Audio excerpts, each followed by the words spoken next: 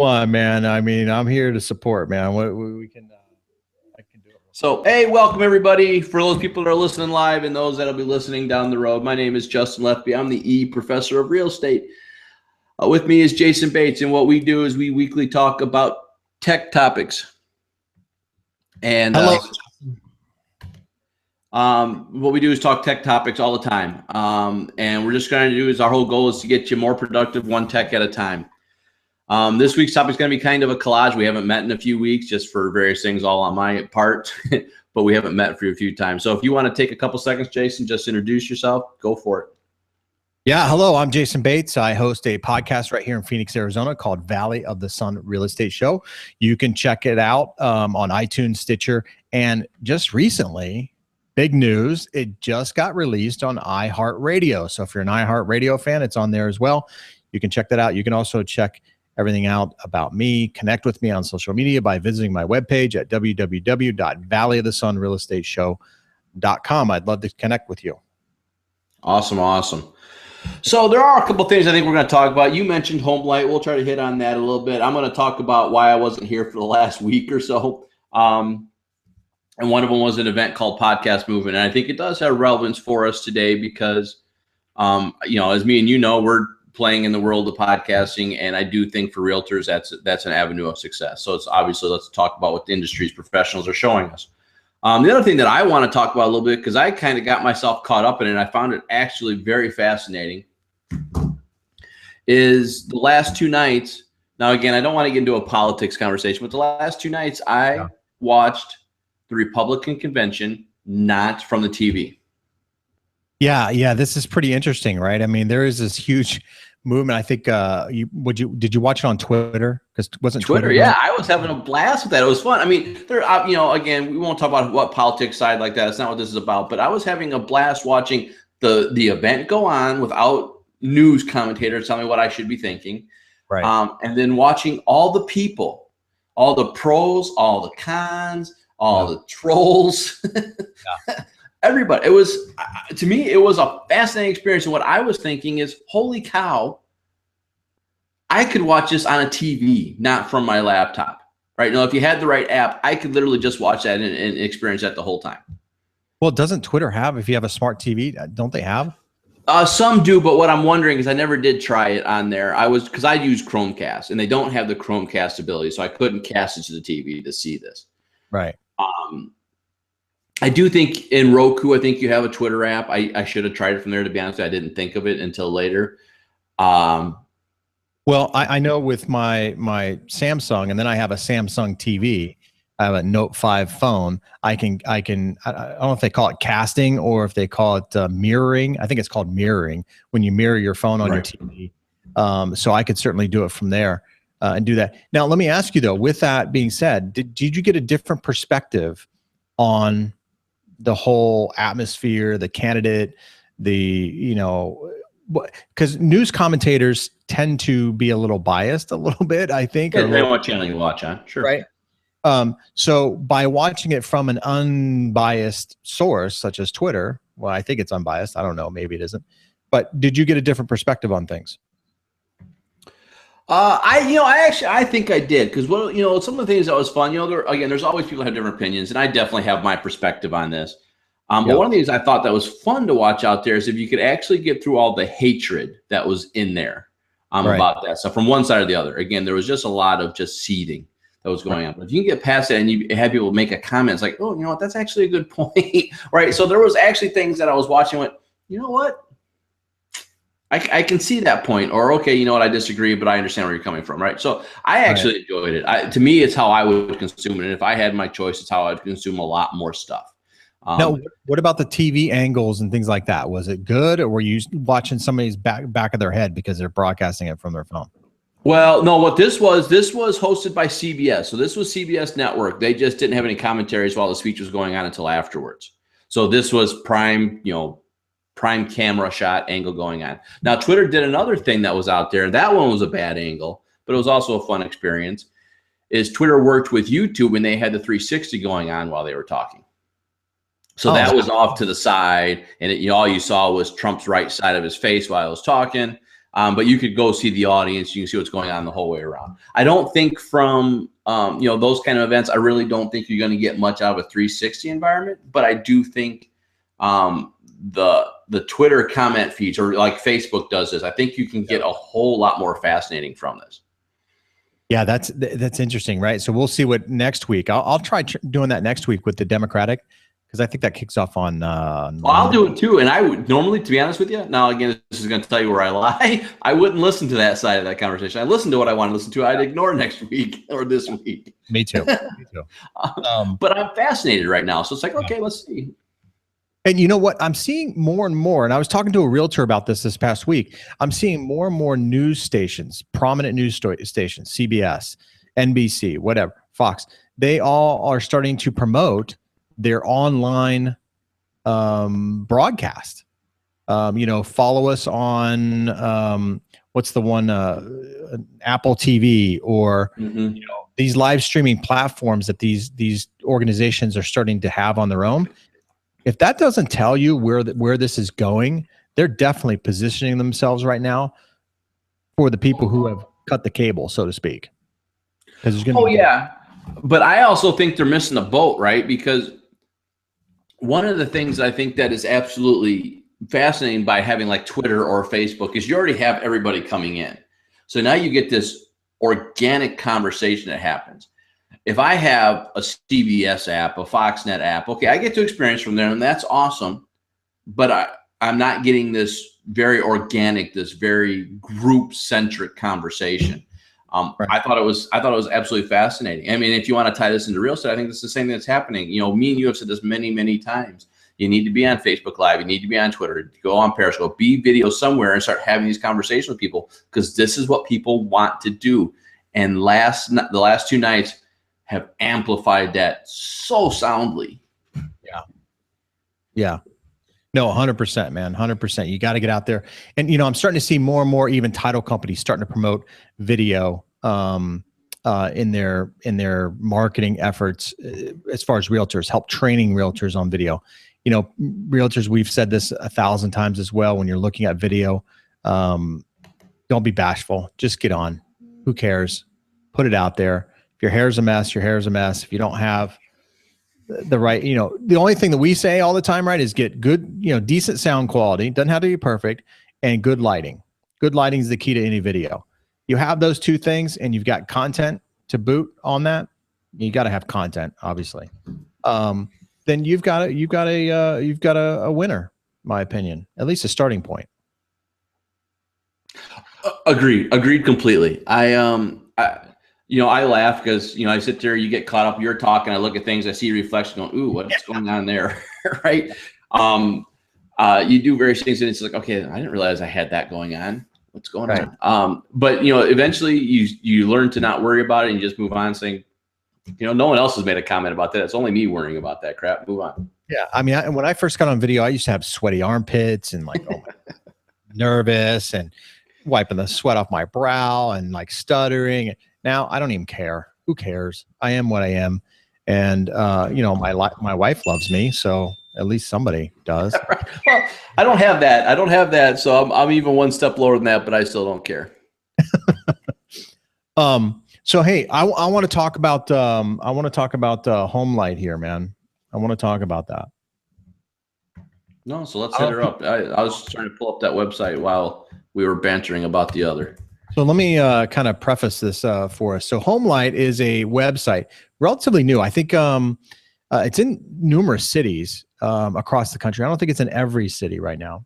But homelight.com is a way for the consumer to vet. This word vet has seemed to be a popular word here the past year. A way for the consumer to vet you, the realtor, to see what kind of business you're doing and if it's a right fit for them. So, and this all came to be from the owner. If you read the website, you can go to About Us, and it has a little video and stuff from the owner. When he was searching for a home, he really couldn't judge or get a good sense of the experience level of the realtor. And everybody's needs for a realtor are slightly different. One person may want a realtor with loads of experience. Another person may want a realtor who just has time for them, somebody who they can really reach out to 24/7, if you will. And you're not necessarily going to get that with a busy realtor. Somebody who's hand holding kind of thing. And then others may want the lowest price when buying a house and the best negotiator, or the highest price when selling a home, or maybe the fastest sale. The shortest amount of time for listing a property. And each one of these skills are then kind of compartmentalized in this database, and then it matches you with whichever skill that is most important to you. And then it goes through and lists the realtors, has their bios, their contacts, and all that. And it also has kind of a history of what they've sold, a percentage of maybe how much above asking price that they've actually received on listings, or how much below asking price that they've done with buyers. So it's really, I think, the first of tools, and you and I have talked about this before, Justin. Everybody's trying to reinvent this mousetrap. That is the first out there, and I think it's the start of something that will become more and more popular. Yeah, no, I think it's interesting, right? I think they're missing a few things, but it's an amazing, great first step, right? Yeah, totally. You look at various things, you look at match.com, you look at eHarmony, that's all about finding X to match X and Y to match Y. Right. And we have never done that in the real estate area. What we try to do is say, okay, well, you read all these 5,000 different marketing pages and find the realtor that makes sense for you. Which is why people just go and say, hey, who did you use, Justin? Who did you use to sell you? Okay, use that person. Okay, I'll give them a call. You call them. They sound pretty good. They sound kind of like what they know what they're talking about. Okay, I'm going to use them. And that's the extent of it. Beyond that, there's not much. I don't feel, maybe there is, but I don't feel like there's much research from the consumer beyond that. Maybe they'll go to Zillow.com and then they'll say to the realtor that they just had the conversation with, hey, I found this property. And then maybe that realtor, depending on how they respond, then that person uses them or doesn't use them. Some realtors may respond by saying Zillow's a piece of crap, don't use it. And others may say, oh, yeah, I've seen that property. It's a great property. And so depending on how they respond, maybe that's a way for the consumer to judge whether or not they should be represented by that realtor. I will say this. I did a little extra research here because I pulled up. And so we get these reports here. I don't know if you can see this. Hopefully you can see this. We get these reports. I saw the big thing said confidential. I did? Yeah, I did say it's not for distribution, right? And I just distributed across the world, didn't I? You couldn't read crap. Okay. All right, good. So we get these reports. You read confidential though. You're worrying me. That was big and red, man. I couldn't read any of the stuff on the left at all. And to be honest with you, I'm guessing that it said confidential because it was big and red. It had a C in the beginning. Yeah, it does say confidential. Good guess. It's an agent profile report. So these reports, lenders can get, I guess anybody associated with the title company can get these reports. Other realtors can get these reports. I think they also come through the MLS too, I believe. But this is an accurate picture of a 12-month history of an agent and how many listings they've sold, how many buyer side transactions they've represented, and how many sides they've double dipped on. And I will say that although the numbers on HomeLight were not accurate to this, now I don't know if HomeLight's taking an entire career number for that actual agent or 12-month, or I don't know what those numbers. I don't know how they're actually getting them or how long they're going back to get them. But it does match up to the agents because this agent in particular, is a very busy agent, and on HomeLight, with her numbers, she appeared to be a very busy agent. So the numbers do add up, kind of. They don't match exactly, but it is a good indicator of how experienced the actual agent is. So I think the rankings there within HomeLight pretty close to what the actual numbers are. Oh, you're muted. Oh, I am muted. It looked like it was straight. I would agree. I think there is. I was coughing. Didn't want to cough on you. I I think it's very interesting, right? Because I think there's several factors that play into what makes a good real estate agent. You know, you talk to our CEO of our company. I'm a Keller Williams agent. Our CEO, he says we fail in one way, right? We fail from not referring our clients to other agents when they're relocating, things like that. And I would agree. Our referral side from an agent side sucks. Yeah. I don't know why we fail on that so well, but we don't do a good job of saying, hey, Tom, you know what? I know you're moving to Florida. I got some agents for you. You know, I don't know, or even, you know, better yet, hey, Jason, I got friends moving to Arizona. I know you don't sell, but I know you work with 3. Tell me the best ones you like. Right. You know, why not have those conversations out there and say, what's going on? What's happening with this? Since you're not doing that, that's where this need comes from. Now, again, I like the website. I think it's good, but from a real estate area, it irritates me, not from what they're doing, because I think it's a smart business model, but it just shows you how much we're failing in setting up that referral business from an agent perspective. Yeah, good point. Yeah, absolutely. Yeah, no, when you leave these voids out there in a business, somebody's going to nab that void and capitalize on it. There's a need. There's a need. And that's, I mean, it kind of speaks to some of the frustration too. You know, I will tell you just from the properties that I purchased, and I'm not bagging on realtors at all. Of course, I get a lot of my business from realtors, right? But there's always that little bit of doubt of whether or not that realtor is actually truly representing you the way you want to be treated. It's a big transaction, right? It's a stressful transaction. It's a scary transaction. And having that realtor say, oh, well, your offer didn't get accepted, or, hey, we need to sweeten the deal here, or you just don't know what to trust because you're looking at it from one angle while the realtor's looking at it from another. And, you know, the realtors who are doing a good job of that, you know, come to the top and you know, then you want to get in contact with those realtors. And the way to vet those realtors and having this information that we didn't have before, I think it's just brilliant, man. I think it's fantastic. No, I think there's definitely some pros to it, right? I've seen this happen in various formats. There's different ways that people have tried doing some of this stuff. Some have, none of them have taken off yet. There has been so many different versions of what homelight is doing out there today. The thing that I like about homelight is they're actually, yes, like I said, they're trying to do a matchmaker. They're missing key questions as far as that goes, but this is, like I said, just one heck of a first attempt, and we'll see what happens with it. I like the fact that they're throwing it out there and doing it because, as you said, there should be other things that happen in there. What's your communication strategy? You know, who are you? What, you know, actually, let's do a matchmaker, right? Let's actually, you know, let's do eHarmony. Let's ask you 15 questions. I'm going to match you up with an agent that represents those questions the best. Right. Right. Now, no one's going to want to do that from a real estate perspective initially. So that's why homelight is doing something very basic in the beginning. At least that's what my assumption is. Yeah, no one wants to, you know, no one wants to ask their 15 questions to find a realtor. But if you know you're going to get the best deal and feel like you got the best thing done, would you answer 15 questions? The answer is going to be yes. 100%. Yeah, absolutely. I think that's a part of what Zillow's kind of claim to fame is, right? They give this perception that the realtor is you know, really good at what they do, when in fact behind the scenes all the realtor's doing is paying to have that advertising space to be represented on that particular web page the best. It doesn't necessarily tell, although it gives the appearance that they have really good, you know, transactions, or a lot of them, or they really know what they're talking about. It doesn't really give the hard facts, I guess. That makes sense? Well, yeah. I mean, the thing that I worry about with all these, and this is why almost all of them fail, is right now the biggest thing that I worry about with homelight is, and I'm trying to read it and trying to see if I can I game it, right? Can I game that system?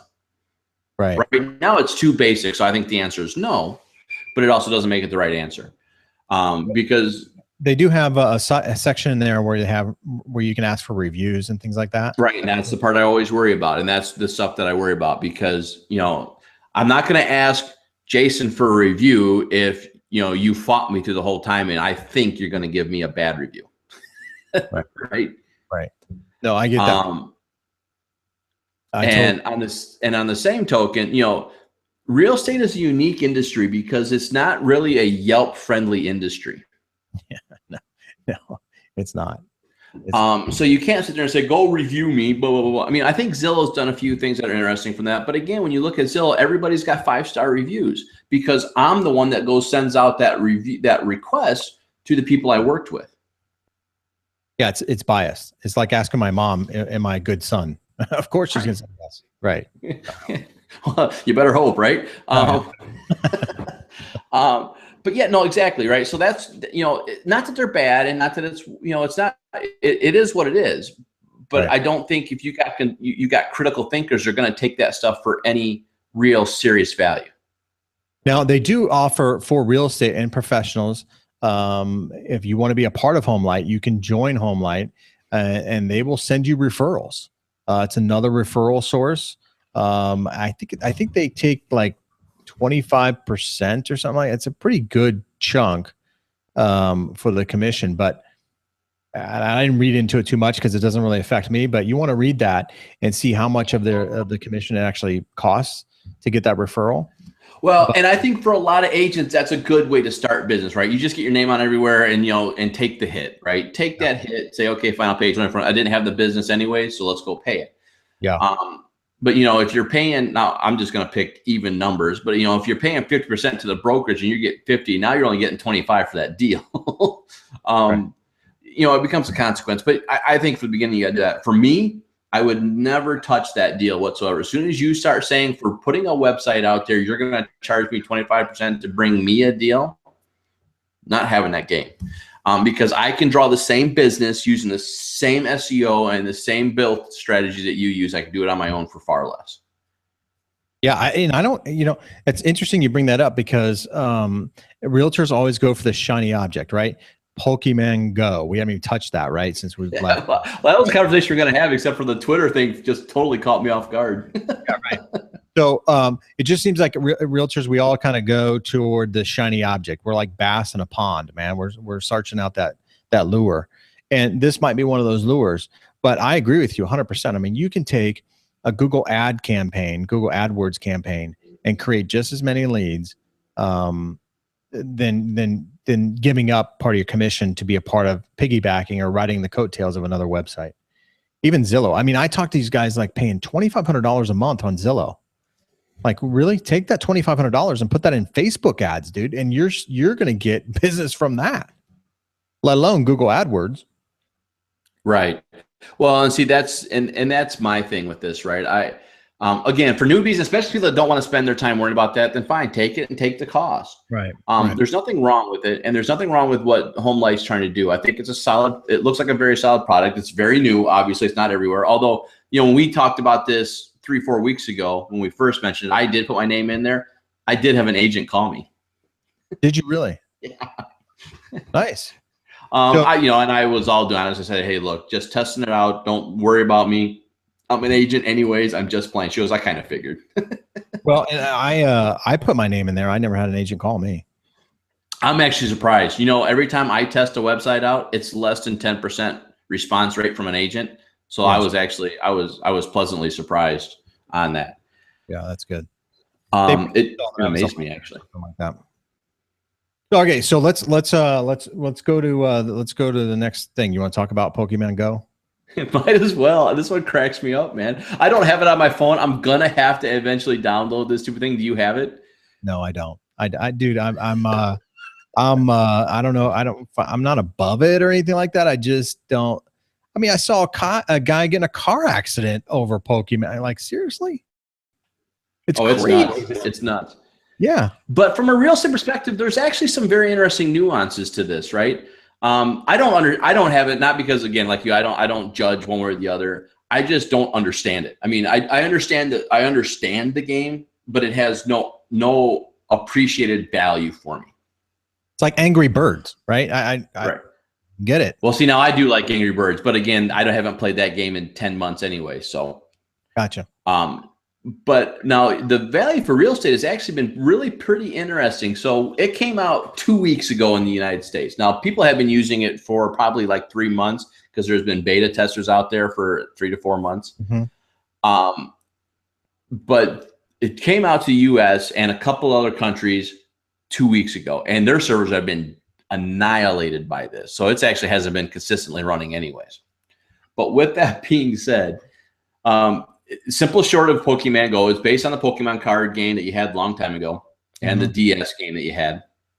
And now you get to go across the country and find Pokemon and try to capture them.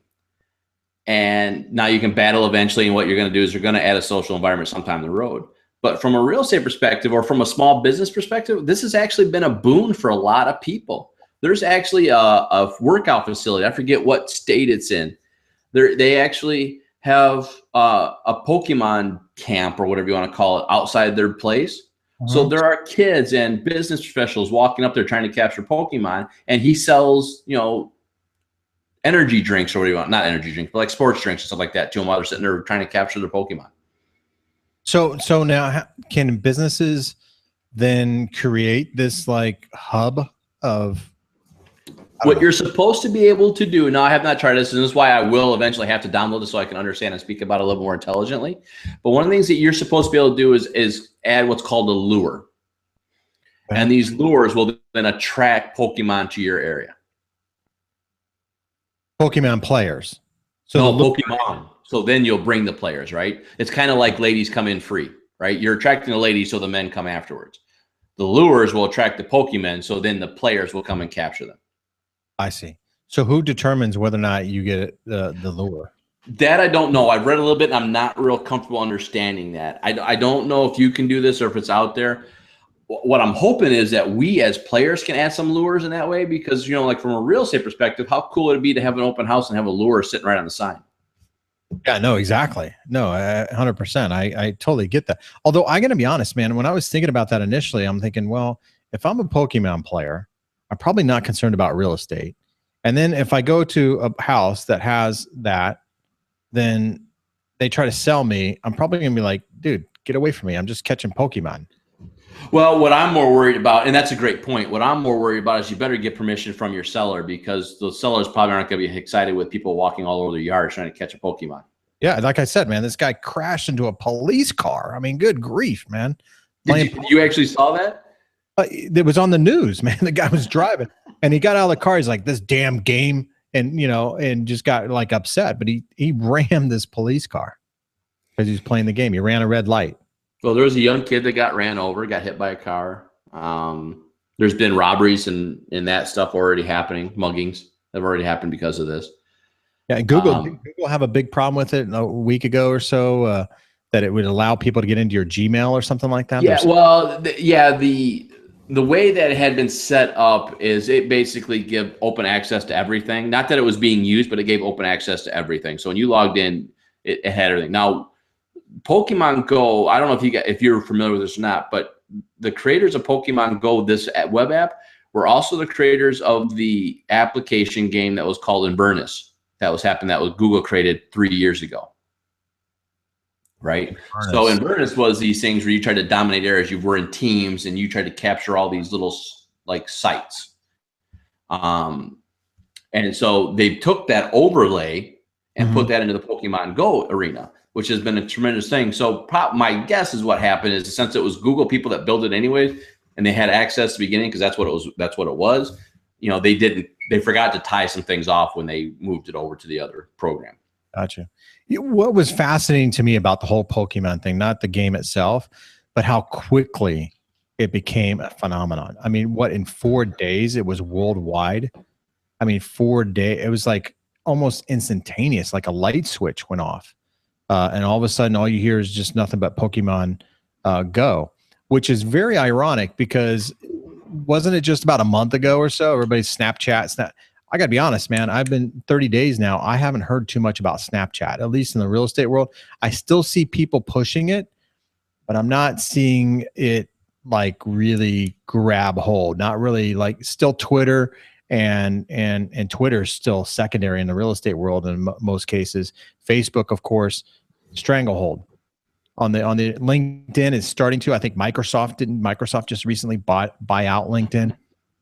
So we'll see what that does for LinkedIn. But I will say, and on that note, is that LinkedIn and Microsoft, I'm hearing that they will be able to integrate in them with the Microsoft products, Outlook, and some of these other things that Microsoft offers to better connect with additional professionals. So it may end up being a pretty good thing, I guess. No, I think it's going to be. I really like that purchase from a Microsoft perspective. I don't like it from a LinkedIn perspective, but I very much like it from a Microsoft perspective. And the thing that's bugging me though right now is you are starting to see realtors destroy LinkedIn. I'm seeing listings come in there. I'm seeing things that just don't make sense at how LinkedIn works. Yeah. This is all about know what the social media is, right? Know your platform. You're not going to say the same thing on Twitter that you say on LinkedIn or Google Plus or Facebook. No. And so I'm a little worried about that. We'll see how that gets handled. But, you know, having more realtors understand to be on that platform is good because it is business, right? I love LinkedIn from building relationships with companies that I can start building relocation business from. Yeah. 100%. You know, anytime you're hiring new people, let me know. I'll show them around the area. We'll, you know, do X, Y, or Z. Yeah. You know, and do those kind of things. But yeah, I'm just getting. I like I said, from Microsoft perspective, I like it because I think you can do some big things. Microsoft has deeper pockets, and it can be a big boon for them. Yeah, could be interesting. Yeah, it's gonna be good. It's gonna be good. We're gonna see these things, right? I mean, we're seeing. I mean, just in the past year. Let's just kind of recap here a little bit of how fast things are changing in our world in real estate. We've seen what we talked about today, homelight. We've seen Casamatic. We've seen Open Door. We're starting to see the emergence of 360-degree video. We've seen live streaming kind of taking off here, especially with Facebook, although it was around before. It's really starting to take off in a big way. Twitter's getting into live streaming and everything. I mean, Snapchat. It's crazy when you think about how far we've come in 1 year's time. It's absolutely mind-boggling to me. And where it's going to go. Virtual reality is starting to take hold. Then we're going to have augmented reality starting to take hold. These sort of things. I mean, if you're a realtor or in real estate out there, figure out your niche and what you think might be a good angle, and I would go after it 100%. Oh yeah, and I don't think you can go wrong right now either by picking one avenue and going after it. Maybe Google Plus, man. Google Plus kind of done. I don't think so. I don't think it'll be. I don't think it's going to be. It was never designed to be a social media environment. What it was designed to be was get social information so they can search on it. That's all it was designed for, and that's all it still is. But see, I'm sorry, I don't mean to interrupt, but I still see like realtors on there just posting listings, right? It's like, come on, guys, please post something else. Well, I was just teaching a class yesterday, and you know, again, I'm a Keller Williams agent, and we have our Keller Williams search app. And one of the things that our office wanted to teach on how many different ways you can market that app to draw more business. Yeah. And I sat there. That gets covered in 5 minutes, but I'm sitting there going, okay, now you want to know how to make it work? Let's talk about the internet. Let's talk about how to do this stuff and stop taking from everybody and start giving stuff to them, right? Stop saying, use my app. Here's my listing. Go to my open house, right? Quit taking from everybody and start giving back to your people. When you give to your people, they will reciprocate, guaranteed. I can't even tell you. I'm so glad you brought that point up because I on my Twitter feed, I know you follow me or whatever. I post like things that are in the news, news articles, whatever, that sort of stuff. Not listings. I don't post listings. I don't post, you know, what I'm having for dinner or any of that kind of stuff. But stuff that, you know, is relevant to what I do and my brand. And I've gotten some great feedback. I mean, I get all kinds of hearts throughout the day on my Twitter feed. I've gotten engagement, people following me because of that. That's where I think realtors need to really start dialing in. I just talked about how fast the industry is changing, or at least the technology around the industry is changing. Figuring out how to utilize these platforms properly is the key to success on these platforms. I think too many times we post things and then we think we're going to get like this, what do you call it? The viral kind of stuff where somebody's going to share it because we think it's so important or whatever. and it ends up not happening, and you get little like, oh, it doesn't work, or I don't care about it any. You get kind of turned off by it because you don't get the engagement that you're hoping to get, and that's because of what you just said. People, the listing thing, I get it. Yeah, I understand. Post at one time maybe or something like that, but unless it's a different listing, like in other words, don't post a picture that's been doctored up and say, hey, check out my new listing. Just hit the market. Yeah, who gives a crap? I don't really care. But if you show me a video that's engaging or maybe funny or entertaining or something like, then okay, now I get it, right? But just a picture that's some kind of beautiful sunset or whatever, like been there, done that. It's not new. Not No, it's not new, and it's not effective right now. I was laughing because I was talking to some agents in our office. I said the young guns that are coming to real estate now, they get it, because all they're doing is they're out there. They're just being them. They're showing what's going on in their life. They're doing whatever, and they're not asking for business every step of the way. Now, right. With that being said, I am not judging our veteran agents, because when I came in the business 10 years ago, that's what they told you. Ask, ask, ask, ask, ask, ask. Yeah, right. And I'm like, okay, fine. You asked for business, and it worked, right? I got business. And I still think there's an amount of asking that happens, right? But I'm talking from an internet perspective. You can't ask. You can't treat the internet the same way you go to a networking event or you go to a social event. You can't treat it the same way because it's not the same way. You can't come up there and say, by the way, can I have $15? You got to come out there and you got to sit there and do something. And give something to them and give something to them and give something to them, and then you'll get something back. Because when you actually say, hey, by the way, I am a real estate agent. If you know somebody, help me out. Oh, yeah, boom. It's a trick. It's a delicate balance these days, but we take too much. And I'm a big person. I'm not this big aura person, but I'm a big person on give and take of energy. And you have to give more energy before you can receive it back. And if you just keep taking, people are going to walk away from you because they don't want it. It's just sucking the life out of them. Yeah, no, amen to that. I agree. I will tell you, I had a gentleman to give you how this goes back, and this is how it's really stuck with me. I think I've shared this with you before, Justin, but I had a gentleman when YouTube first came out. I think it was like 2003 or 2004 when YouTube first came out. It wasn't part of Google. It was its own little thing. And you can only do, I think at the time, like 10 or 15-second videos or something like that. And the guy told me, he's like, Jason, you need to do instructional videos. You need to go over the good faith estimate. You need to go over closing costs. You need to, and I said, man, nobody cares about that. Who cares? I'm not going to do that. And I didn't do it. And then YouTube blew up. Like 3 years later, it just blew up. And I'm like, holy cow, that guy saw something in this that people needed, and I didn't listen. I'm in the industry and I didn't listen to the people who were telling me what they wanted. And I kick myself every single day for not doing that. And so now I'm on video, putting word out there, my podcast, putting stuff out there as much as I possibly can do, because that's what people want. They want information. And that's really, at the end of the day, that is what the internet is. It's an encyclopedia of information. And people go to it for information. Somewhat entertainment, I guess. It's starting to turn into entertainment as well. But the vast majority of people go there for information, especially in our world, in the real estate world. So give them the information.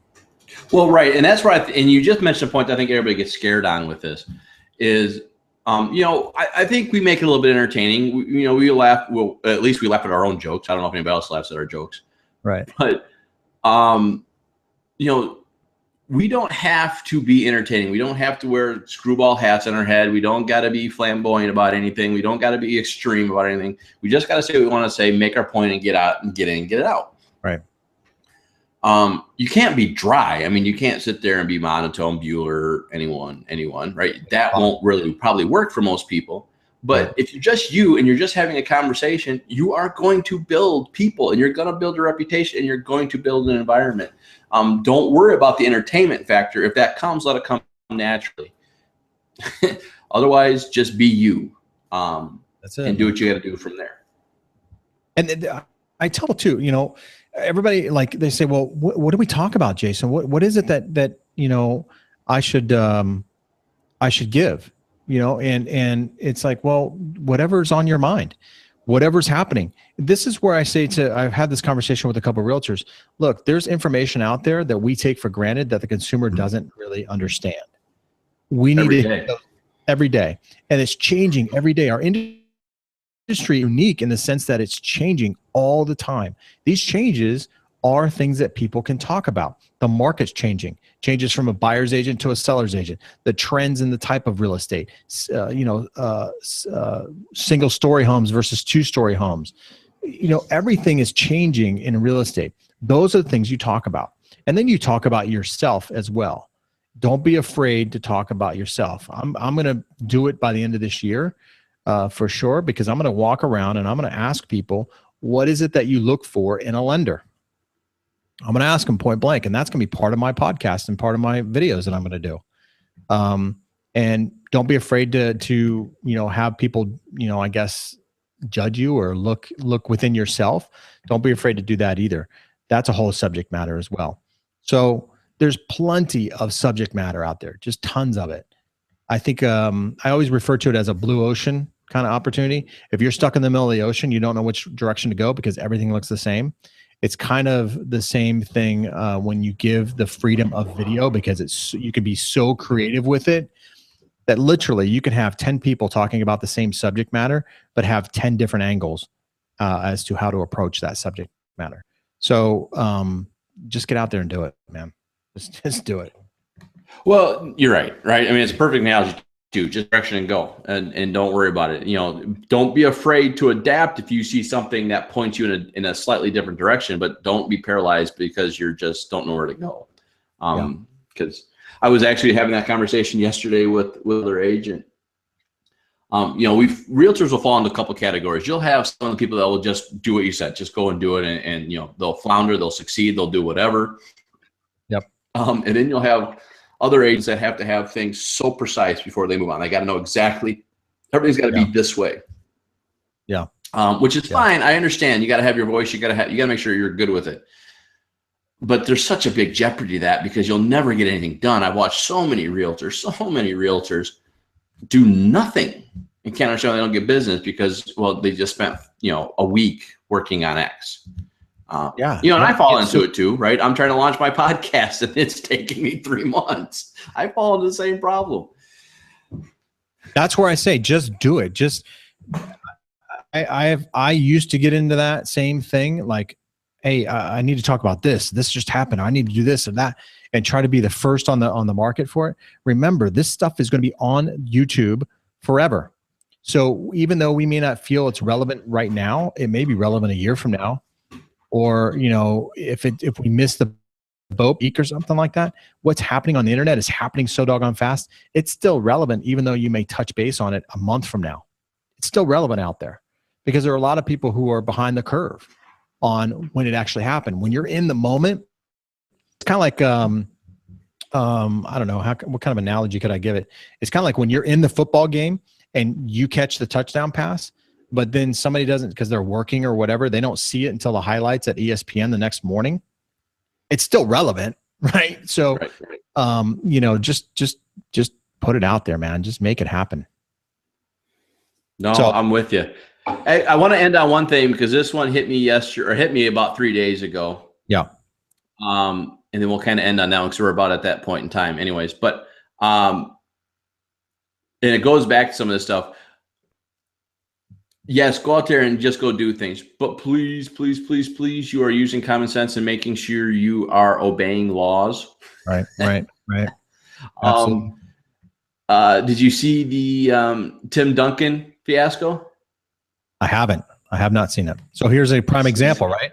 Relevant, but I haven't seen it. So what happened? Let me see if I can pull my page up. Marketers. I thought I had muted. Let's see here.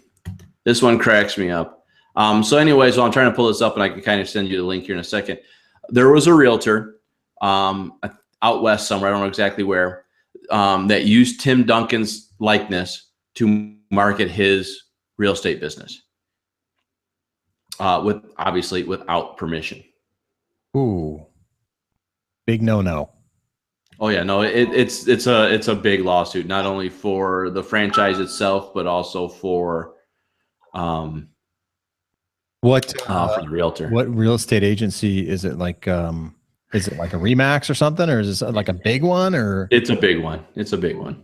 ooh, ooh, ow. Um, and the problem is they know better, but I don't know. I shouldn't say I don't know if this person knows better or not. I don't know how long this person's been in the business. I don't know any of that stuff. I'm sure it sounds like a great idea, but But see, this is my point here, and I think this is illustrating it perfectly. When people try to be the first on the market, they want to have this little edge. They want to have this little hook, if you will, right? So he's leveraging off Tim Duncan's hook and saying, "Hey, I can do that, and I can piggyback off." No, no, no, no, no. Just do it and be yourself. Don't. I guess I don't know how quite to articulate this, but just put it out there. Don't try to emulate somebody else. Just be like you said. Just be you, and make it happen. Oh, it's one of your compadres, huh? Ooh. yeah.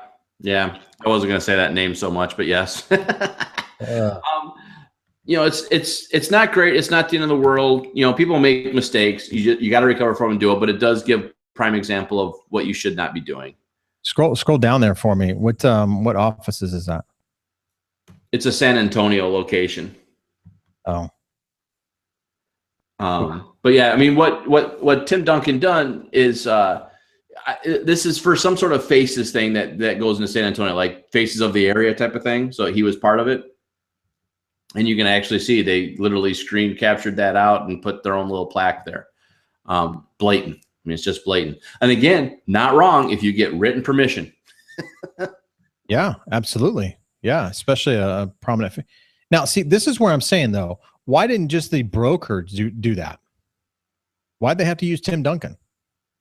Yeah, I don't know. I think, but see, that would have been an awesome idea, right? Yeah.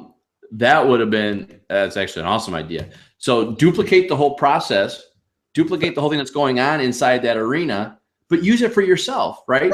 Make sure you're not breaking any rules from that perspective, that who's marketing that faces of the area thing.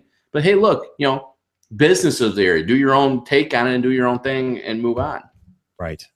As I'm saying, that I think people try to emulate other people and they get caught up in, hey, this is a great idea, and you just get kind of lost in it rather than just saying, hey, let's just do it our way. And that's kind of a lazy man's way, I guess. I don't know. Trying to piggyback off Tim Duncan. Use the idea, but substitute the characters for your own. Well, and then the other thing that happens, and I was talking to a person about this in Facebook with it, is there's a lot of people who do the same thing, not with likenesses of people, but they'll do it with music soundtracks, right? Yeah. When Frozen came out, people were playing that song. And it's okay to do a parody on it, right? That's been considered legal. Right. But to literally use the song is a problem. Problem. At the end of every podcast I do, I always call out, where I get my sound effects and stuff like that from. You've got to read that fine print. You've got to put that out there, where you're getting your music from. And you got to have those rights. I forget what they call them. What do they call those? What is it? Crap. Not legal. Closed captioning is in my head right now, but it's not. Creative Commons. Yeah. So you got to properly disclose if you're going to use that stuff. You can pay for it. You can pay for the stuff. I always wondered, like radio stations, they always play like, Van Halen or something like that. And then you got Donald Trump who plays Queen, and then Queen says, hey, you can't play my music at your convention. Yeah. Radio stations play it for their own advertising all the time. Well, that's because they paid for the rights to those songs to be able to play them on their station. So big difference. And so when you're doing these sort of things, not a good idea and don't take your iPod and say, hey, I paid for the song and play. No, you didn't play it for that purpose or pay for it for that purpose. You paid for it to listen to, right? Not to copyright. I've been a trainer for 20 years, and I went to some major training events for getting better with instruction. Yeah. And this is for private classrooms, right? I'm talking 20, 25 people, not hundreds of people, 25 people. And they said, literally, don't play any music you do not have written permission to use. Yeah, 100%. And I'm sitting there going, and to me, it never even crossed my mind. I'm like, okay, I want to play some music. I want to, boost the area up, have fun with this. And they're going, nope. Don't do it. You can do it. Get permission. Yeah, get permission. But Facebook, Greg McDaniels, who has done, some blabs and live streaming and stuff like that with us. He played one from his iPhone or whatever that he was just singing to on Facebook. Facebook shut him down. Right in the middle of the thing. Oh, done. YouTube does the same thing. They shut people down all the time because they play music that they shouldn't be playing. So you're absolutely 100% correct. Do not play music that you're not authorized to play. Well, I laugh because I think actually today went fairly well for us. Maybe we should take weeks off before, but it all worked together today, right? We talk about various things, but and again, you got to go out there and do it, but don't just use common sense, right? If it's not your product, you can't just go use it willy-nilly. Right. But don't let that stop you either, right? There are solutions out there. Creative Commons websites. One of the things that I'm looking at for my podcast, I'm going to Audio Jungle because I can buy things for cheap. And I do think I don't have to necessarily say it in the podcast, but I do know I have to reference on my website that I'm using Audio Jungle, things like that. Yeah.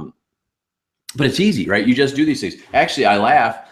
This first came into real estate for me when people were talking about on their websites and people were getting sued on their websites for using someone else's pictures. Yeah. And again, it's one of those things where you go, makes sense. Never occurred to me. I found it on Google. It's open. Well, no, that's not true. Yep. It's not true. There are things, Creative Commons, there are things that are out there that are, for the public to use. And really the honest answer is, if you had a picture such as a Chamber of Commerce did a nice downtown picture and you want to use it, ask them. You know what they're probably going to say? Yep, but can you link back to us? No problem. Yeah. Or I mean, if you're in Chicago, go up to Sears Tower and snap a picture and use your. I mean, it's not hard, right? I will say too, on the music thing, I came across this, and I don't want to get too personal here, but I came across this app here that if you are of a creative mind, you can actually create your own music. It's called. Oh, really? Yeah. I don't got that creative. Stage Light is the name of the app. Now, I don't know if it's on Apple. I have it on Android, but Stage Light will allow you to compose your own music. So there you go. You want to get your own music? Compose your own music. It's not hard. There's an app for that, right? So if you want to do that, certainly do that. And then you don't have to do anything to anybody, which is probably what I'm going to do when I get time. It takes time. I'm not I love music and I feel like I listen to good music and I hear, like when I listen to The Voice or whatever, I feel like I know good music when I hear it, but composing music is a whole different ball game, man, because there's a lot to it. So see, I have no skills. I barely listen to music anymore, much less do it. So that's why I pay people. Yeah. Yeah. Fiverr, you can go on Fiverr and pay somebody to compose music for you. $5, $10, $20. You got all the music. That's written permission. Huh? It's written permission just by the agreement alone. Right. So you can have somebody compose music for you right there. Pay them whatever whatever it is that you want, and there you go. And it's cheap too. It's like $5 or $10, maybe $20. Yeah, it's really going to depend on what you're doing, but yeah, for the most part, it's going to be less than 30 all day long. All right, man. Well, we covered a lot today, so I think we did pretty good. I won't be around next week. I don't know. You're gonna host again? Yeah, I probably won't do it from YouTube or from Google Hangouts. I'll probably just do a couple of Facebook Live events throughout the week just to get some things done. We are doing this more consistently. It's just been an interesting summer for both of us so far, mostly on my end, not on Jason's. We will not do it next week, but the 1st of August, we will be back at it through this environment. Pay attention to all our Twitter and that stuff because you'll always find us on YouTube Live. You'll always find us there, but I'm probably going to try a couple different locations to put this so we can get more interaction because it actually looked at this point in time, Jason, we had somewhere between at our max about 6 viewers at one point in time. So I like that a lot. And I really want them to be able to start communicating with us. Yeah, no, that's good. And we're building our audience. So, certainly if there's somebody out there watching this replay or whatever, please share this with your social media sphere of influences. And as somebody who's looking to buy, purchase, or whatever, have them take a look at this as we talk, about real estate and realtors. And certainly if you're a realtor out there or a broker or whatever, and you think this information would be beneficial to your group, please share it with your group, and feel free to join us too. Reach out to us. We'd love to talk to you and get your perspective on technology and how you're using it in your business. Nope, absolutely. So you want to sign off, and then I will, and we'll call it a day? Yeah, let's do that. So thank you again for tuning in to this week's Tech Talk with Justin and myself. I'm Jason Bates, host of a podcast here in Phoenix, Arizona called Valley of the Sun Real Estate Show. And you can check that out by visiting my webpage, www.valleyofthesunrealestateShow.com. And from there, connect with me on any social media platform. I certainly would love to connect and socialize with you. And I am Justin Lethby. I'm the E-Professor. My website is eprofessorofrealestate.com. I am a licensed CE instructor, trainer of all sorts. Hire me, talk to me, do whatever you want at any point in time. And we will see you in 2 weeks. Peace. Peace.